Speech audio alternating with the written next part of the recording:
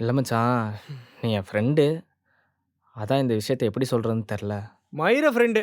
நீ என்ன ஃப்ரெண்டா பார்த்திருந்தனா, அவள லவ் பண்ண உடனே என்கிட்ட வந்து சொல்லியிருப்படா. அண்ணா அவரை திட்டாதண்ணா. அவரா?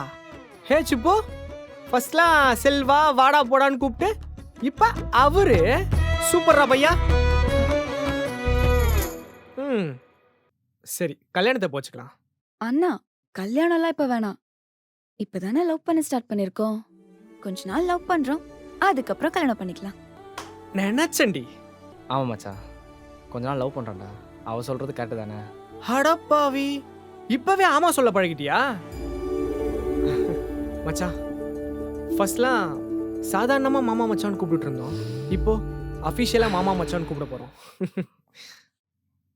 ஒரு நிமிஷம். அன்னைக்கு வண்டியில தங்கச்சியே தானே வரமாட்டேன்னு சொன்னேன். ம். இப்போ 2 பேர் ஜோடியா ஒரு லாங் டிரைவ் போலாமா?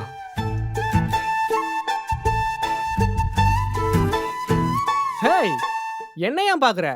இனிமேல் நீ என்கிட்ட பெர்மிஷன் கேட்கணும்னு அவசியம் கிடையாது. இனிமேல் நீயாச்சு, தோ அவனாச்சு. உன்கிட்ட யார் இப்ப பெர்மிஷன் கேட்டா? நாங்க 2 பேரும் லாங் டிரைவ் போறோம்.